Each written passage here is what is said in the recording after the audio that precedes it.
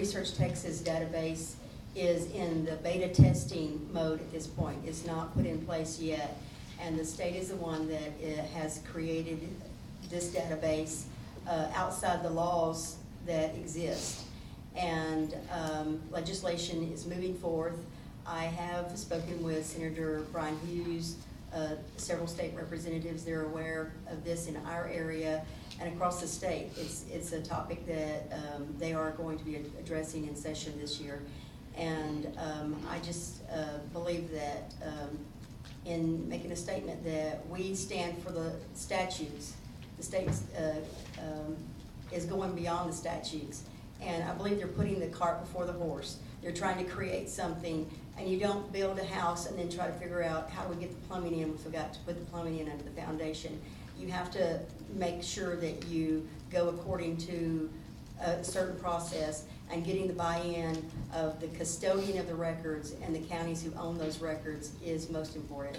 Yeah, and I would agree. Let me ask you a question on the resolution, just for clarification for me. Just is the resolution intended to be an opposition to the idea generally, or just as you mentioned, we're opposed to, like when we put it in your analogy, are we opposed to building the house, or are you opposed to building the house not building the house until you get the plumbing right? So are you opposed to the idea, or is you by your resolution you're saying, look, we just need to slow down and get it right before we entertain the idea on final proposition? Well, I'm here representing the County and District Clerks Association. I did not produce the resolution. It was the County and District Clerks Association, along with Jim Allison, counsel for the County Judge and Commissioners Association of Texas.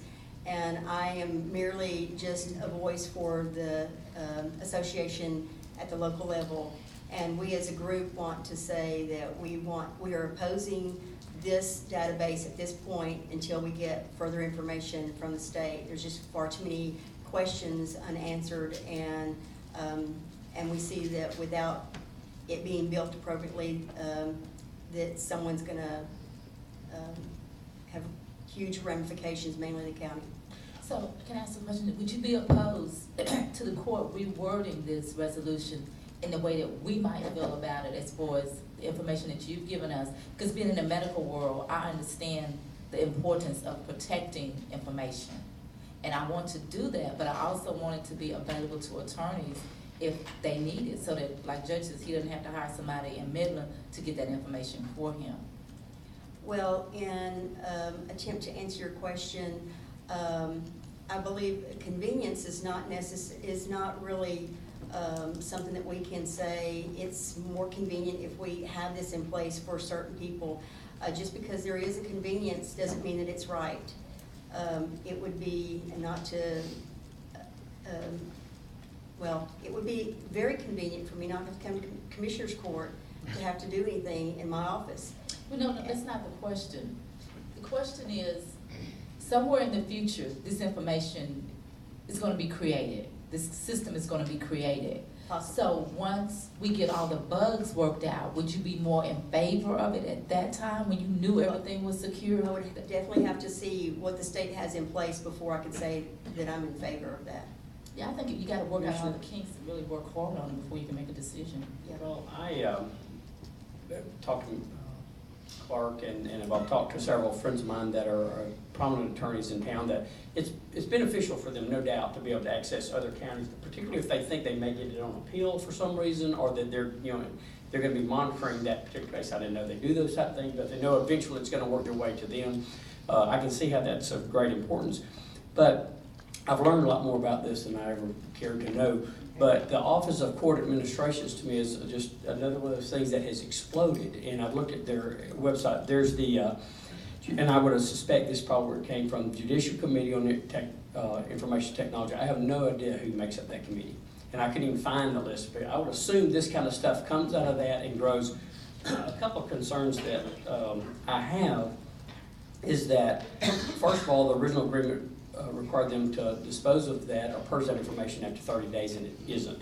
That bothers me. Generally, if you start off and you don't abide by your original agreement as a businessman, generally sets the tone the way that's going to go. You're dealing with somebody that's either inept, which they're not, or they have another intention of growing their business, and that's clearly what their intent was to do. If you Right. retain it, then you're ahead of the game. But that's not what the agreement allowed them to do. So I have a problem, and I want to voice that to the legislatures that oversee this Court of Administration. It's relatively simple to amend the Constitution. If they want to change your role in the county of what you're elected to, you know, the Constitution of 1876 has been amended countless times. You know, it's a vote, general vote, and it generally passes.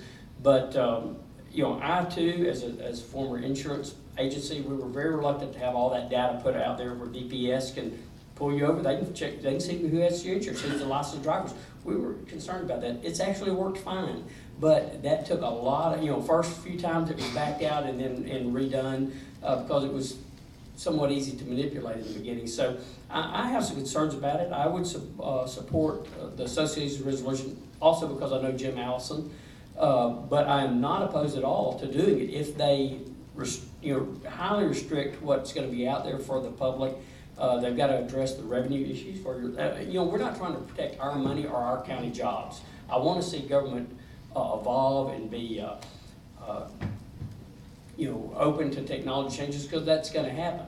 But I think the analogy of getting the horse in front of the cart in front of the horse is probably a good one. You know, just in the 2 days that I've spent looking at this, I can't even find out what part of their organization this bubbled up to the top that they're going to change the way it's done in 254 counties. They might should have ran that out first, ran that up the flagpole and tried that first.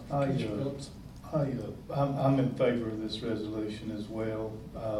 I've read the whole packet, did extensive research as well, and I depend on our district and county clerks here locally.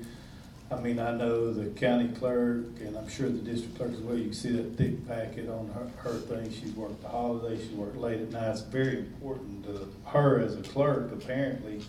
And, you know, after looking at all this thing, you talk about safeguards. There are no safeguards in place. You know, it's just not right. I'm hoping that this House bill will take care of it.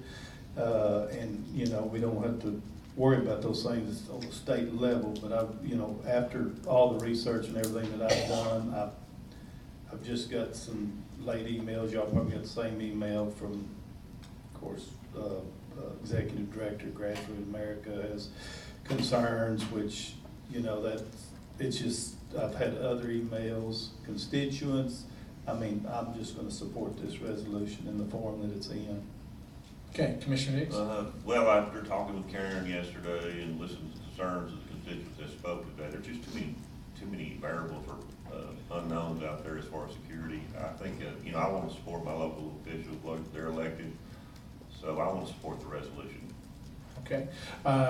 You want to say anything else, Commissioner Hampton, on this side? No, I mean, I'm fine with it. I'm concerned about the fees and I'm concerned about the security issues. Okay. Ms. Phillips, I'll go back to my comments at the beginning and just make reference to the fact that you and I think agree on 95% of what was said, and we have throughout. I'll support you in this resolution, but only to the extent that it's out of concern for how we're achieving where we're going. But I do want to make clear, and I've been clear and straight with you from the beginning, that I think a database of this type is necessary and important. It's just a matter of getting to that point appropriately and putting the right safeguards in place. And then also, at the end of the day, I think clerks ought to have the option to opt in or opt out. Those records belong to the counties. They don't belong to the state. The state shouldn't just be taking them. We're in agreement with that. So to the extent this resolution is talking about the piping and not necessarily opposing on final discussion whether or not that this type of database is appropriate or not in the long term, I'll support that resolution. Here's another thing that I have that I didn't say is, you got to know that, and this one lady, I forgot her name, brought it up, but Tyler Technologies, I mean, they're in this for the money. And if you don't think that the county's going to lose a lot of money from bypassing, getting their records here or whatever, and I know, some of y'all ain't concerned, I am, that's a big amount of money. So just keep that in the back of your mind too. All right, is there a motion to approve the resolution presented by the county clerk? I move we approve. Motion by Commissioner Nix, is there a second? Second. Second by Commissioner Ward. Any further discussion on this item? All in favor say aye. Aye. Any opposed? Again, thank you so much. And Lois, thanks for coming over today to support